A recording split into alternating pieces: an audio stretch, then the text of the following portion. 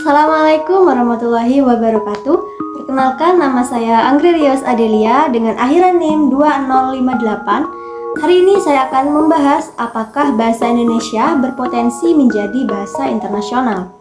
Oke, bahasa internasional adalah bahasa yang digunakan secara luas di semua negara dan memiliki jumlah penutur terbanyak dalam hubungan internasional baik formal maupun informal setelah bahasa nasional masing-masing negaranya. Dilansir dari Kementerian Luar Negeri, Wikipedia berbahasa Indonesia kini berada di peringkat ke-25 dari 250 Wikipedia berbahasa asing di dunia. Adapun di tingkat Asia, bahasa Indonesia berada di peringkat ketiga setelah bahasa Jepang dan bahasa Mandarin. Tak hanya itu, bahasa Indonesia bahkan telah ditetapkan sebagai bahasa resmi kedua di Vietnam dan menjadi bahasa terpopuler keempat di Australia.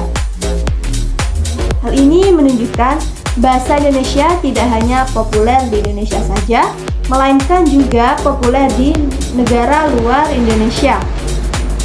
Melihat betapa populernya bahasa Indonesia, tentu sudah sewajarnya bahasa Indonesia memiliki potensi yang besar untuk menjadi bahasa internasional. Sikap berbahasa adalah anggapan atau pendapat seseorang tentang suatu bahasa. Selain itu, sikap adalah peristiwa psikologis berupa tindakan atau perilaku yang tidak dapat diamati secara langsung.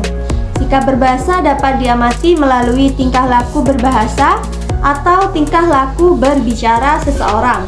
Bahasa sebagai perilaku adalah salah satu bagian dari perilaku umum orang komunikatif. Sikap berbahasa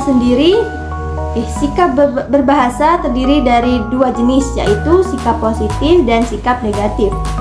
Sikap negatif terhadap bahasa adalah ketidakpedulian, yaitu tidak menghargai atau peduli terhadap bahasa Indonesia.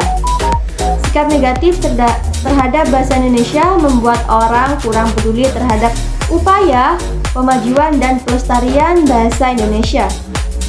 Sikap negatif terhadap bahasa Indonesia dapat diubah menjadi sikap positif bahasa, yaitu menjadi pengguna sesuai dengan menggunakan kaidah bahasa dan situasi kebahasaan.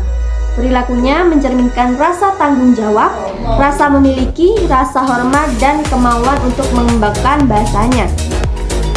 Sebagai warga negara Indonesia, kita harus bangga dengan bahasa yang kita gunakan, tidak menutup kemungkinan nantinya Indonesia akan menjadi bahasa internasional. Bahkan Indonesia harus bangga dengan bahasa Indonesia. Bahasa sebagai identitas nasional selain bahasa merupakan simbol penting dari berbagai simbol negara. Oke, cukup sekian bahasan hari ini. Sampai jumpa di video selanjutnya.